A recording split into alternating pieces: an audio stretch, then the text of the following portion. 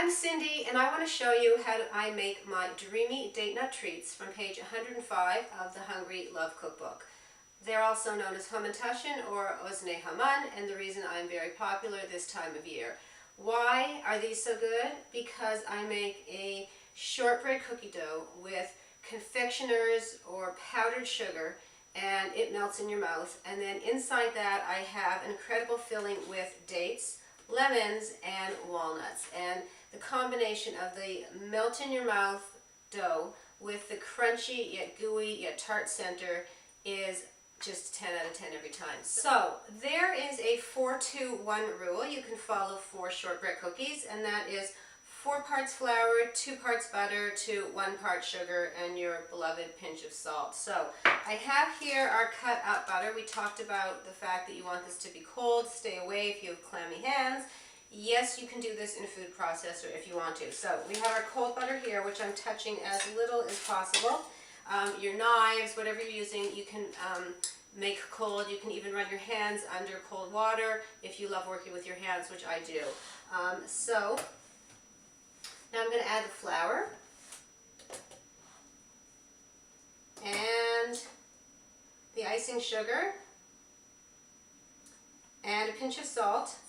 So I am going to mix this together until it forms a ball, and with the magic of TV, look what we have here, a nice ball of dough, which I will wrap in plastic wrap and put in the fridge to get a little colder and harder, and then it'll be easier for me to roll out and put our filling in. So for the filling, all you're going to do is add some chopped dates, either pre-chopped or you chopped dates, to a pan, and you're going to grate in the zest of about half a lemon.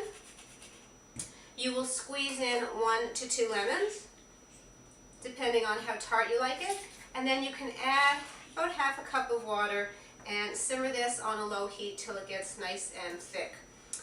Just before you're done, you can put in a pinch of salt to bring out the flavor, some grated fresh ginger, and finally your broken chopped walnuts. You can use pecans too, but I happen to think for some reason walnuts are better in this recipe. Okay, so we're in the final stretch. I have here some dough that I've rolled out nice and thin, and I'm taking a glass and dipping it in some flour, and then I'm pressing it into the dough to make some nice round shapes here.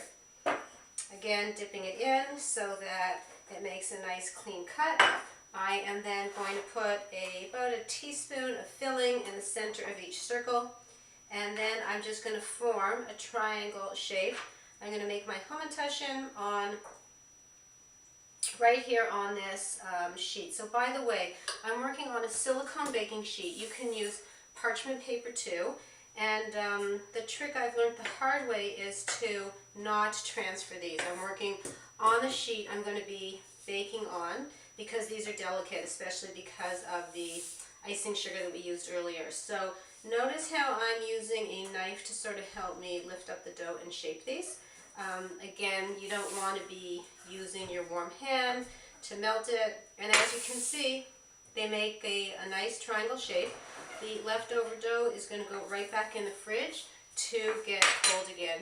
And I'm going to just put this on the baking sheet, and I'm going to bake this at about 300, no higher, for about 15 minutes. Keep an eye on them so they don't brown.